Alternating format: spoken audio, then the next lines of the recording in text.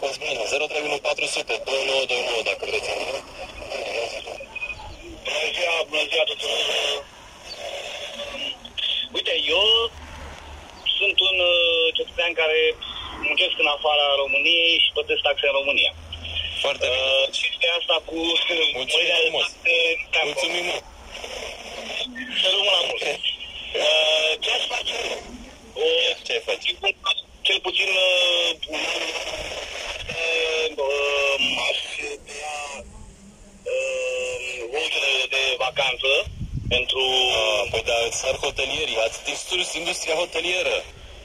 Exact, dar mea că eu sunt în transportul și în distruge transportul, eu am o afacere în transport.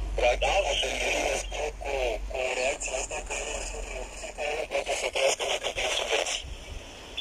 Dar eu nu să trăiesc fără nicio subvenție. Treaba de la stat. Sau tu. Nu știu. Bun. Continuă. Ajutoarele astea de la stat, hai să subvenționăm pe nu știu cine și pe nu știu cine, mie unul nu-mi convine. Și eu aș vrea să fiu subvenționat, să mi se subvenționeze motorina pentru mașină, pentru camion. Și eu vreau să fiu ajutat de stat și uite că statul nu mă ajută cu absolut nimic.